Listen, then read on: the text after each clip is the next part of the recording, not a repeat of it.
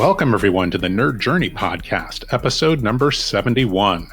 We're joining you every week to talk IT career progression and bring you the advice we wish we'd been given earlier in our careers. I'm your host, John White, at VDreamin on Twitter, joined by my co-host, Nick Cordy, at NetworkNerd_. Hey, Nick, I heard that you guys have to shelter in place now, too. How's it going there? So we're pretty close. The county I live in is right next to one that is sheltering in place, so I don't think it'll be long. But we press on, right? Yeah, we press on. For the listeners out there, we are both pre-sales technical engineers with backgrounds in IT operations. We hope our career discussions will be vendor neutral, relevant across disciplines, and remain timeless. If you're enjoying our content, please drop us a positive review on Apple Podcasts or wherever you subscribe. And if you want to get in touch with us, tweet or DM at Nerd Journey. Ultimately, we're just two nerds on a journey. A journey to virtual enlightenment. So let's take a trip. Great, Nick. Hey, you managed to score a fascinating guest this week, Brad Tompkins, who leads the independent VMware User Group organization. Yeah, I actually met Brad at the Dallas VMware User Group UserCon this past year, and wouldn't you know it, immediately hit him up to come on the show and talk about how he got to where he is. Because, you know, as you'll hear shortly, he started his career in IT and climbed his way to the top through a lot of interesting steps. But I won't give them all away. Yeah, I'm really excited to hear the first part of this interview again. Brad's journey to leading the VMware User Group organization.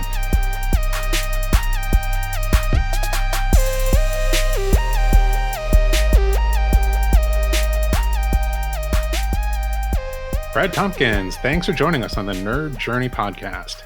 Thanks for having me. It's great to be here. Yeah, we definitely appreciate it.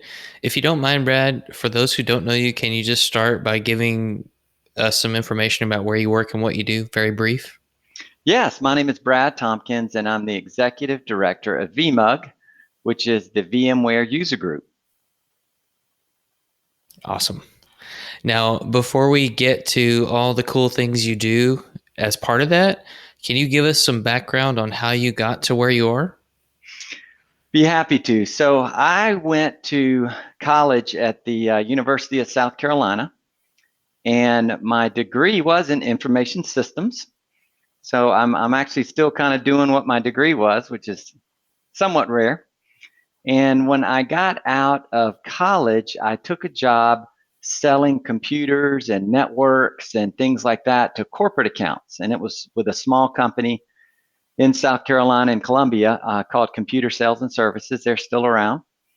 And I learned a lot with that company, learned a lot from the people that worked there.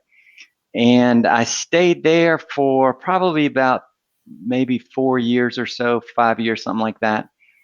And then I left and went to work for a company called Seibels. And Seibels was a company that sold insurance. They were an insurance company, and they were in Columbia. They'd been around since 1869 or something like that. Very old company. And I started out in their help desk department. And back then it was AS400s. So you did everything from the help desk, you know, from a green screen, and you know, you could do anything remotely. It was no big deal. But about that time, PCs were starting to come along, and we were starting to roll out PCs and those sort of things. So I kind of started getting used to more of the going to the desk, and this is the, you know, combined compute to the distributed compute, that kind of pendulum that we all know well. So that was swinging back to more distributed. And that was interesting times. That was also one of the points in my career where I kind of took a turn, and I took a turn toward telecom. So back then, the telecom and the data world were two different worlds, and I had the opportunity to accelerate my career by going telecom. There was a void that was there. You know, somebody had left, and it was a much smaller department, but you could kind of, you know, I could see that I could, you know, ramp up and kind of move up the chain a little bit quicker in the telecom department. So I switched over and, you know, was learning tip and ring and how to program on a Nortel switch. We had 81Cs and 11Cs and the 66 punch down block and the 110 punch down block and all that kind of good stuff. So spent a good amount of time doing that. And then I got a job as the Telecom Manager at Time Warner Cable. And most people still know Time Warner Cable. And that was actually, if you remember, when AOL was purchasing Time Warner Cable. And I remember in that time, since it was a big rollout, this little side story here, it's a big rollout of the AOL, platform to all the Time Warner Cable employees.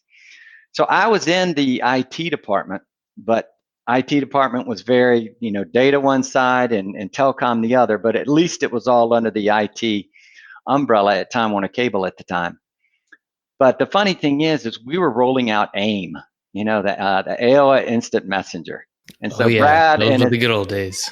Brad, in his infinite wisdom, was like, this is a consumer product. This is ridiculous. We have to do this. Nobody's going to use this. This is not a corporate thing. This shouldn't be a corporate rollout. But nonetheless, company tells me we got to do it. We got to roll it out. Because I was convinced that instant messaging was not going to ever be used in the business workplace.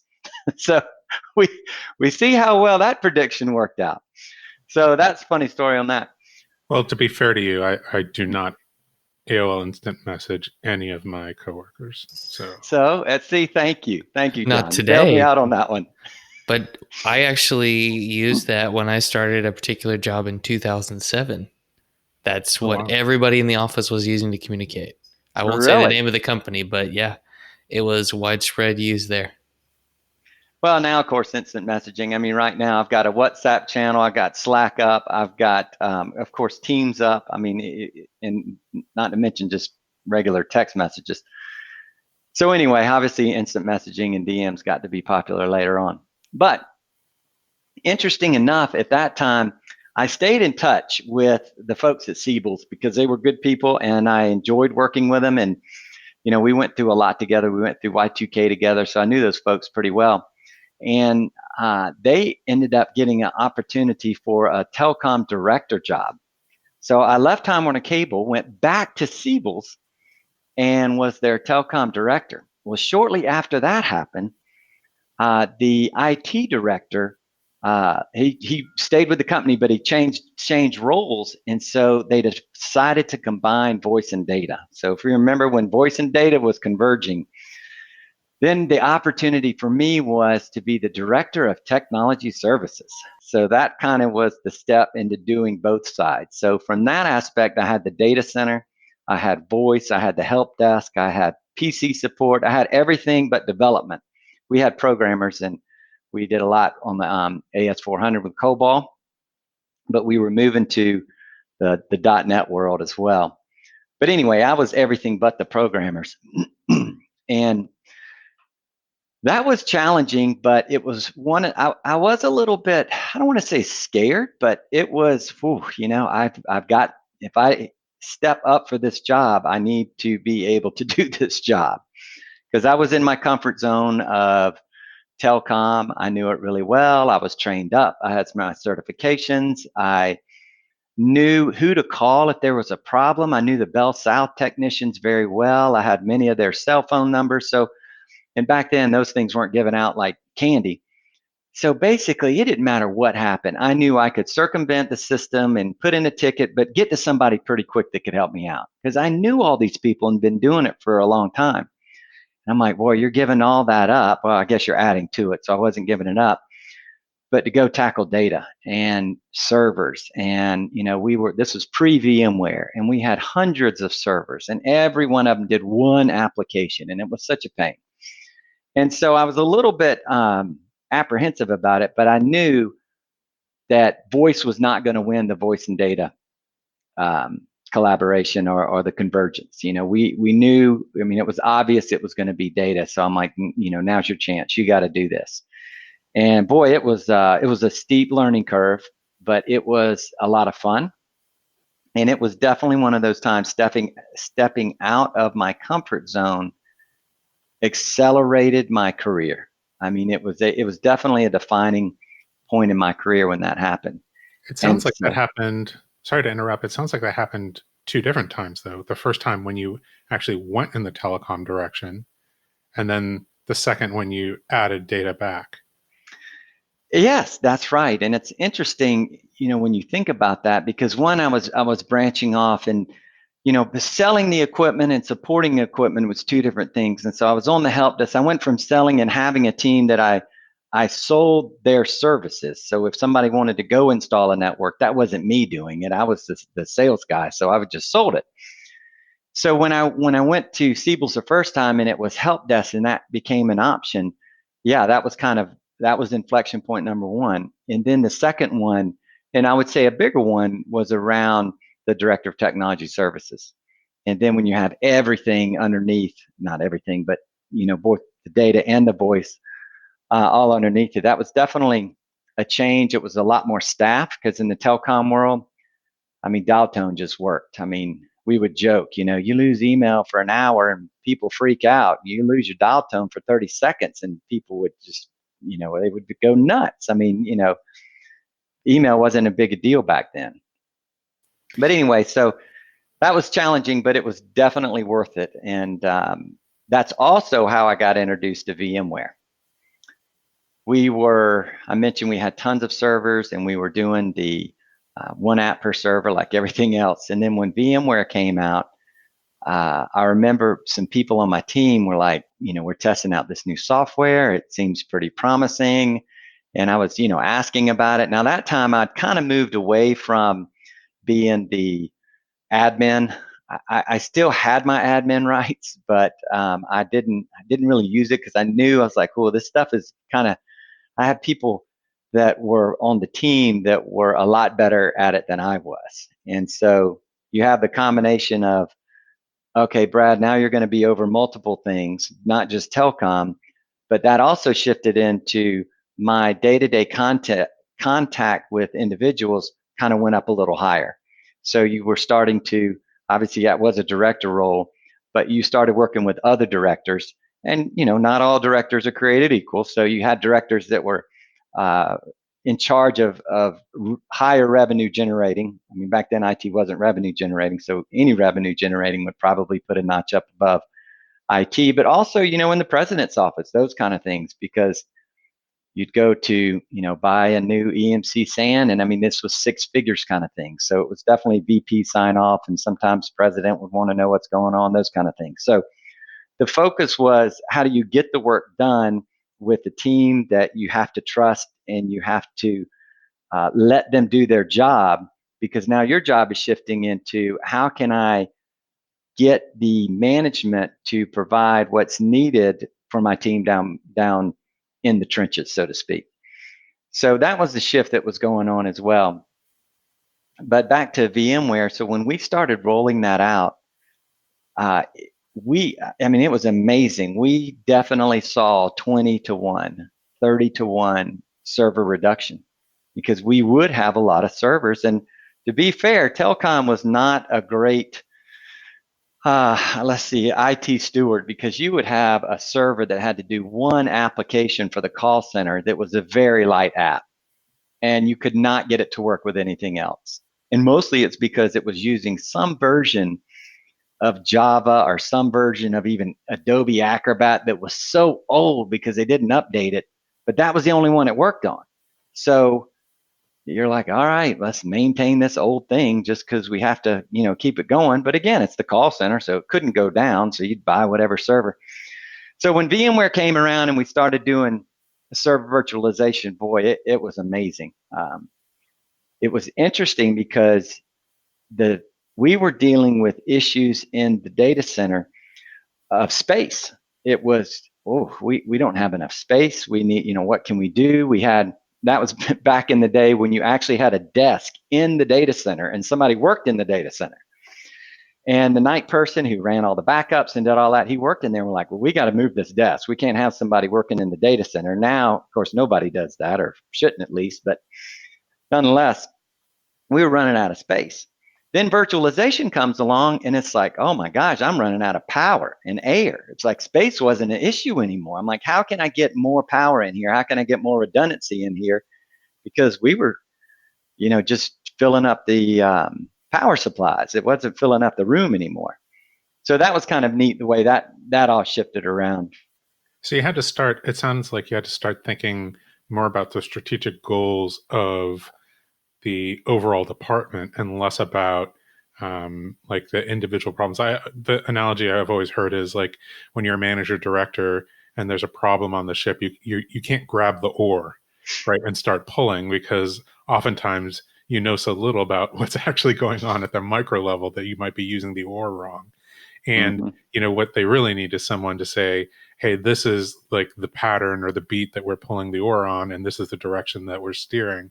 And it sounds actually, so let me actually ask a question instead of making straight analogies. Like what was that decision to get into managing people that you actually needed to make that decision at some point in time, right? To step away from being an individual contributor and actually, be in charge of a team of people and do performance management, hiring, firing, rather than being that like expert individual contributor.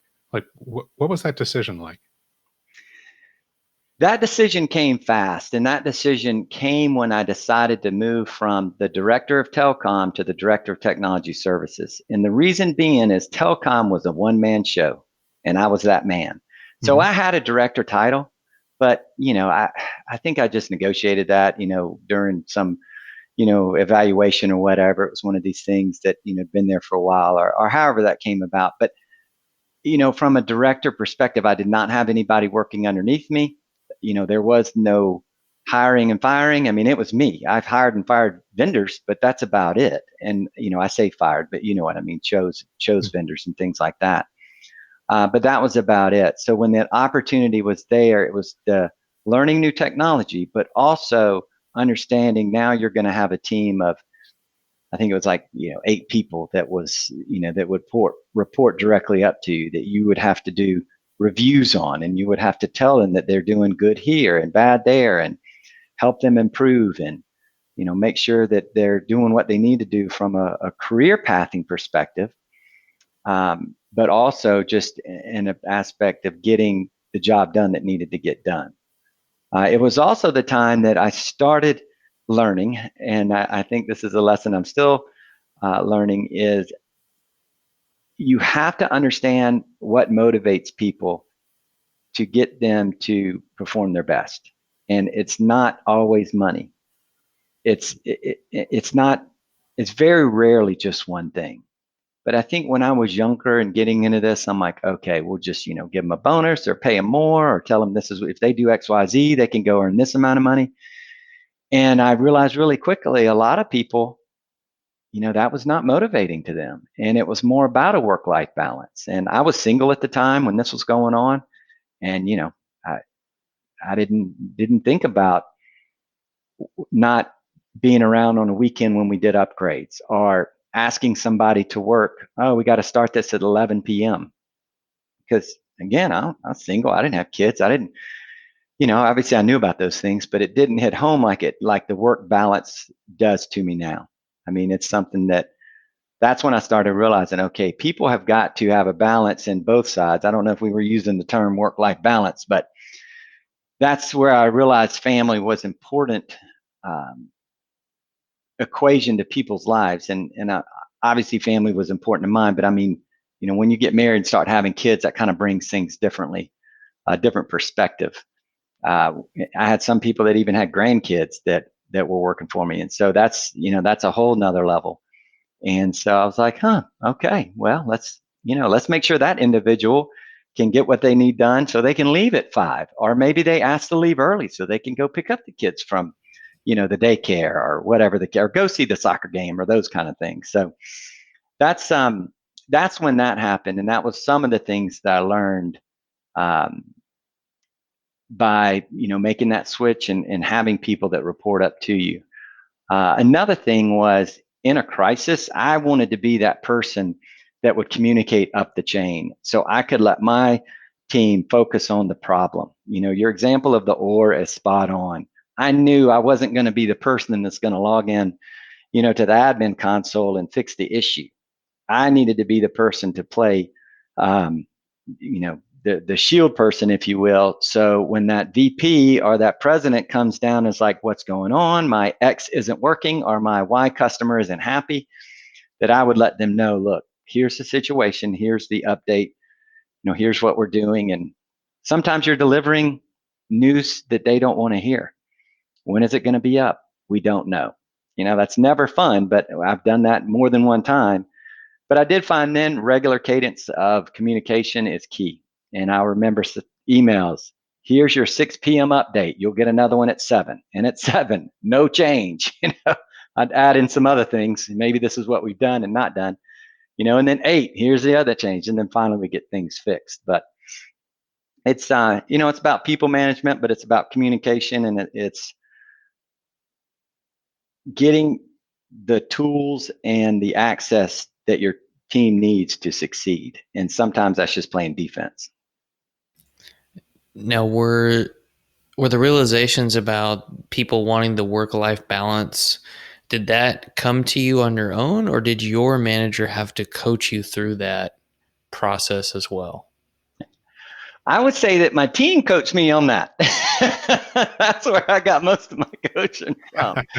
And, a lot of them were, they were very, candid about what they needed and what they expected. And a lot of them were a lot more, I'll say mature than I was, especially from a business perspective.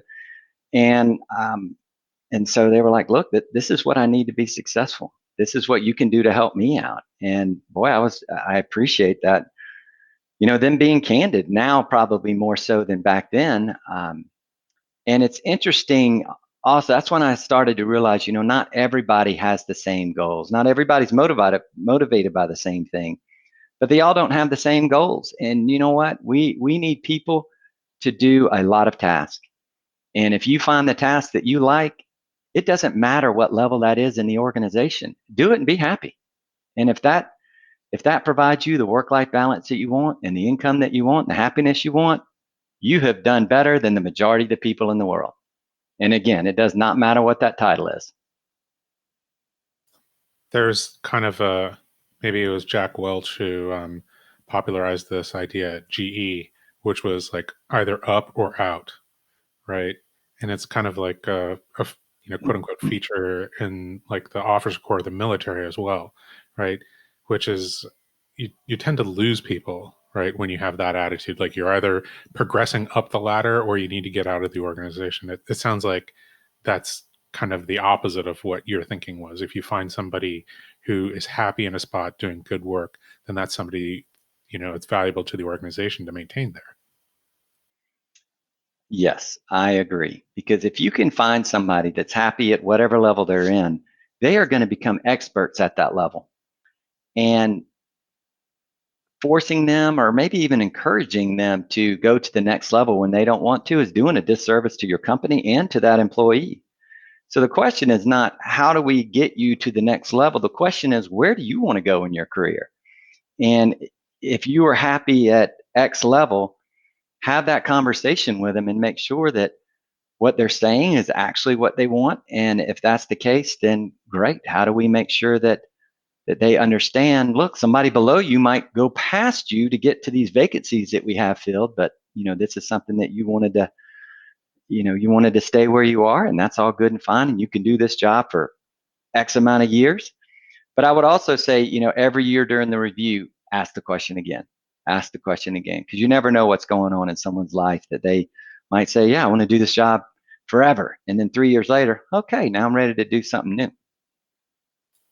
It sounds like you're also avoiding, what is it called? The Peter principle, where you rise to your level of incompetence or discomfort, to be maybe a little bit more kind. So yeah, that sounds like, great stuff. I'm cataloging all the things that I'm learning right now. It's, understand what motivates people, understand what their goals are, because it's not the same, and maintain people at the level where they're comfortable and happy, rather than pushing them to grow, because that's not always doing them a proper service, because it's maybe not serving their goals. That's right. So It sounds like you were able to do this because you fostered this open communication and candor amongst the team. And it sounds kind of like that is what carried you or helped you gravitate toward being that communicator of good or bad news up the chain. Is that accurate? I think so. Again, being as transparent as you can, both up and down the chain, I think is really important. And consistency. When you're delivering messages, especially in a down situation, email's not working or some server's down or whatever. People knowing that, hey, I know I'm going to get an update in 60 minutes or less, I think helped me out during that time. Managing that was some of the things that just put people at ease, even though it might not be the answer that they want. In other words, it's not back up, but they're like, we know Brad's got it under control, and we know his team is talented, and his team has got this under control. So, we're going to let them do what they need to do. And that was one of the things. And I got some feedback along the way. There was a particular upgrade where things went south. We were putting in a firewall load balancer solution. And of course, it's promised everything was going to go great. So we did it. Started in I don't know, probably 10 o'clock at night or something. And we had worked all night, and it was coming up to that time of, are we going to go back or move forward? Now, obviously, getting this done was important. And anytime it doesn't work, has the potential to make, the team look bad. But the right decision was, we got to roll back. It's like 3 a.m. It's like, we got to roll back and just, we got to have enough time so we can be back up and running by, 6 a.m., 7 a.m. when people start coming back into work. And so we did that. And my team told me afterwards, they're like, Brad, when you came into the office, because I wasn't even in the office, I said, look, I can be here. Do you need me? And they're like, nope. And I think they would prefer me not to be there. So, I'm like, here's where we need to get to. Here's the time we need to get to it. Here's what you need to do to keep me updated so I can keep everybody else updated. But long story short, I ended up coming in, I think it was like 3 or 4 in the morning, and, very calmly said, all right, here's the plan. What's the update? Here's the plan. Let's roll back. And they told me afterwards, and, they were like, we appreciate coming in calm, getting the situation, or getting a good understanding of the situation and making the decision and moving forward. Because it was actually the vendor that told me, he said, I thought you were going to come in here and just light this place up. And I'll be honest with you, I thought about that on the drive in. But I'm like, you know what? That's not going to do anybody any good. Most people were, probably had been up for, for 12, 16, 18 hours. And it was like, we've got to get work back going tomorrow morning. And if this doesn't go like it planned, then let's just get back to where people can work and we'll figure it out. And we ended up not putting in that solution at all. But that was one of those moments that I remember, this is 2 decades ago, but I still remember that person thanking me for not just coming in there and blowing the place up and just, raising Cain or whatever. And I'm sure we've all been around bosses that have done that before, and I probably have done it too. I'm not proud of that, but I'm sure it's happened somewhere along the way. But that's something just, I guess just understanding where people are and what they're doing. Everybody on that team, vendor included, wanted that to go successful. And despite best efforts, it didn't. And, that's life. You move on and pick up the pieces and do better next time. That was some of the things I learned at Seibels. I learned a lot there. And then I left there just to catch up to where I'm at now. I left there and worked for a company called Medion, and they're a data center services provider. They were part of the VCPP now, used to be the VCAN. And they sold, they still do. They sell co-location and cloud servers and those kind of things. And that was interesting, kind of going from the end user side. I was a general manager at the Asheville data center. So from the end user side to the, I guess back to the sales and management side, running an operation that was 24/7, 365. We were in Asheville, so it would snow, we'd be out of power, and of course we had multiple generators and all that kind of stuff. But that was my first real taste, I'll say, into the international business. We had a lot of clients that were from India. We had clients from Europe, and their day was our night and all that kind of stuff. And it was really interesting having customers that you never saw. You just communicated rarely over phone, mostly over email. And again, managing a team that was there 24/7 was interesting. Talking about always being on call. I mean, you were on call all the time. But I think that was the good part about that was it was kind of, okay, the technology of running, again, it wasn't so much me, but at Seibels, the team, being really close to the technology. Now, when you get into a service provider level, I was definitely more hands off. Like early on, at least I had admin rights. I was smart enough not to use them toward the end of that to that stint. But you get into this when you're dealing with multiple customers, multiple clients, huge systems, a service provider, like no way I'm getting access to that, right? I mean, people that had access to that had, a gajillion certifications and were just knew this stuff like crazy. So that was interesting, but that getting the access to the international piece of it, I think really helped me because that was the job before VMUG. That helped me out getting kind of that global perspective, just a little bit. I've learned a lot more since then, but that's kind of what led me to VMUG, and it's exciting to be in the IT industry. I'm a career IT guy. A lot of people, I don't want to say a lot of people, but some people, don't know that. When they realize, oh, I didn't know you did this kind of stuff, it kind of takes them back a little bit. But it's fascinating to be in this industry, especially now with everything that's going on. And though VMUG, I mean, you could say that VMUG is not, I don't want to say it's not an IT job. I'll say it's not a traditional IT job, because at the end of the day, VMUG is a community, and we're here for our members to get the most out of their VMware and partner solutions. But it's not like we have, like literally everything we do is in the cloud. So I mean, we're a consumer of IT. We being like, the VMUG team, but it's not. It's funny. I'll go to VMworld. Of course, I go to booths and I get scanned and all that kind of stuff. And they're like, "Hey, we want to talk to you about your cloud solution, and let's talk about moving some of your servers to GCP or backing it up with, Veeam or whatever." And I'm like, "Nope, that's not us." So John would love it if you move your stuff to GCP, by the way.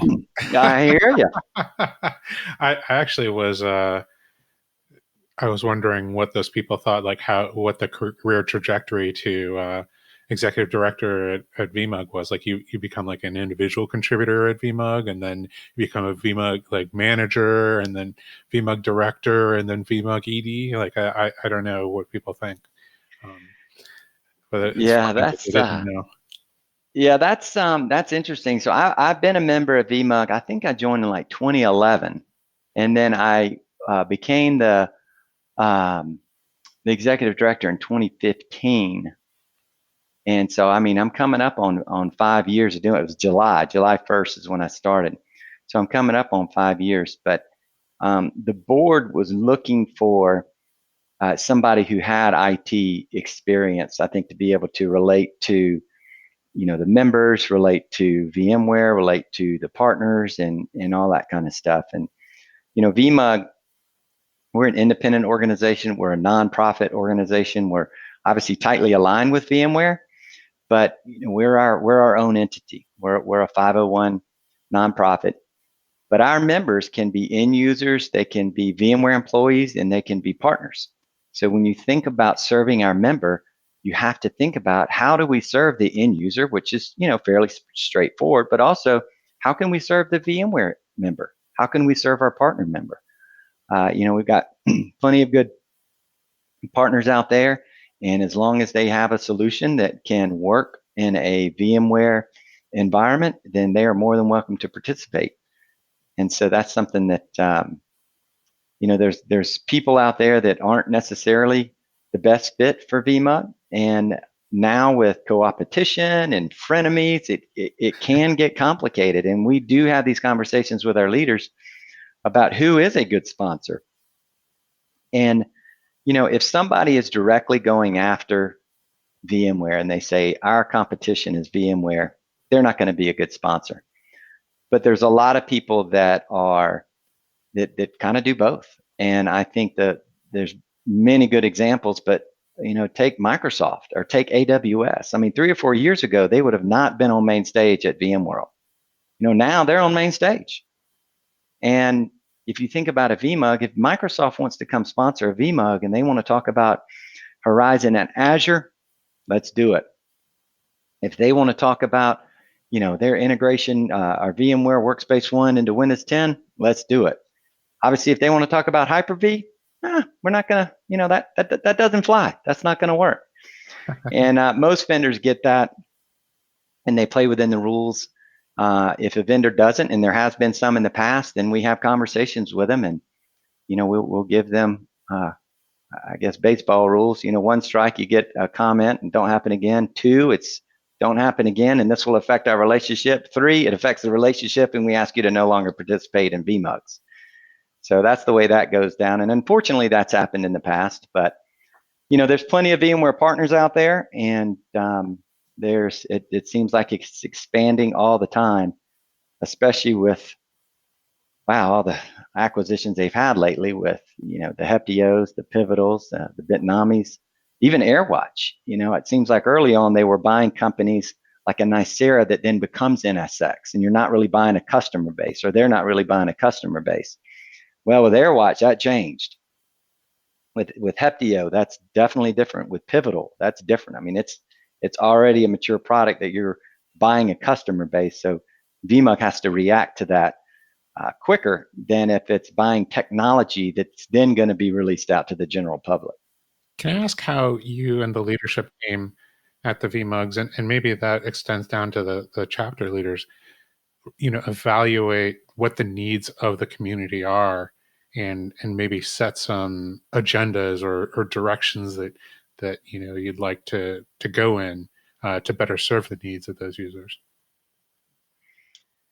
So from an organizational perspective, VMUG is run by a board of directors, and there's 11 people on that board, 11 voting members on that board, and 10 of those are end users. So that's a volunteer position for those 10, and they are SMB, they're enterprise, they're education, they're SLED. I mean, it runs the whole gamut on that, and we try to get a representation of where VMUG is, but also where VMUG needs to go. And then there's one person on there that's the VMware representative, and obviously they're a VMware employee. And so, but they get one vote. So 1 out of the 11 is VMware, the other 10 is end users. And that board will set, what does the community need, and kind of what is the strategy? And it's around not only the content, but it's the delivery mechanism. It's what is the ratio of kind of where we need to spend our resources. We're like any other company. We don't have unlimited resources. So, they'll look at the budget and, look at how much we're spending on in-person events versus virtual events versus supporting the community, versus, all the other programs that we have. And then that gets communicated out to the local leadership. And those are generally communicated as, hey, these are some guidelines from a global perspective that we have learned based off surveying our members, based off members' feedback. There's many touch points coming into VMUG. So the board kind of looks at it from a global perspective. But we always want our local leaders to have the autonomy to tweak things as needed. A good example might be in Nashville, where I'm from. Maybe like right now, we have a big focus of getting back to our core, and that's vSphere. That's make sure that our vSphere people have got a plan for their career and make sure they're getting what they need to make their vSphere environment bigger and better, but also what's the next step? How can we get them on their next journey? Whether that's, maybe just enabling vSAN, or it could be somebody that's already there. Now they're ready to install VCF, or maybe they're ready to go to, one of the cloud providers, those kind of things. So we're focused on going back to the core, but Nashville might look at this and say, we're a big healthcare area, so we want to do more with VDI. And so we're like, fine, here's some VDI content that we can help you with, or in many cases, they say, we've got the speakers and we've got the people that are doing this, and we'll just provide that. So we let the local leaders, kind of manage that based off what their community is.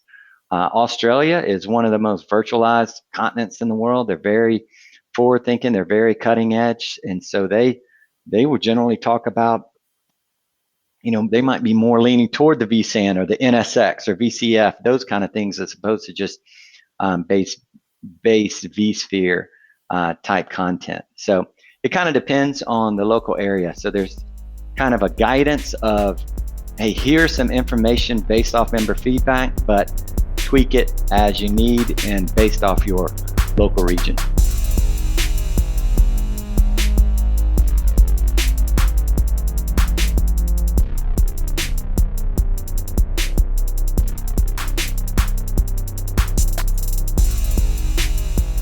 All right, Nick, I thought that was a really interesting interview. I liked how Brad kept the connections open with his previous employer and staff. Like, we always talk about professional networking, but that was just a real example of how that can actually benefit you. Really great move.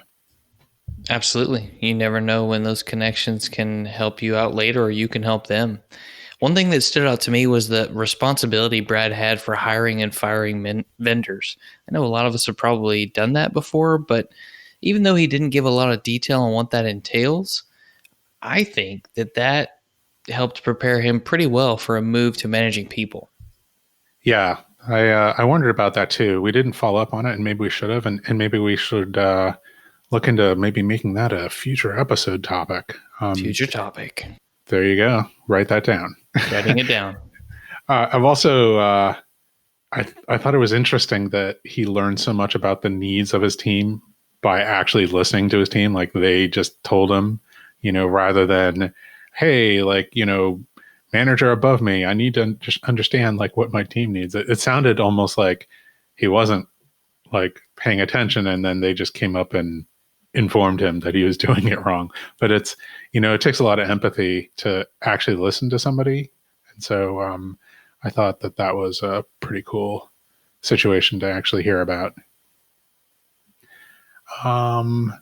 Anything else before we get out of here? No, just a reminder that we want people to subscribe and give us a positive review on Apple Podcasts or wherever you may be listening. We want to know if we're being helpful and are always looking for interesting questions to ponder. We're collectively on Twitter @NerdJourney. All right. Farewell, listeners. Tune in next time as the journey continues. I'm John White @VJourneyman, sheltering in place for Nick Cordy @NetworkNerd_, signing off. Adios. Stay safe out there, kids.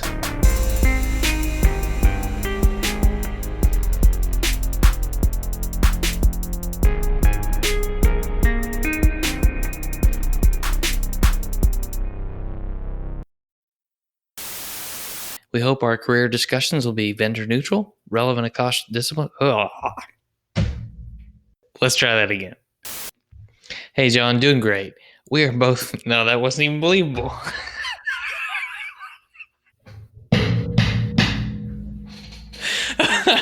Okay. All right, one more time. I got it. I'm ready. Cool.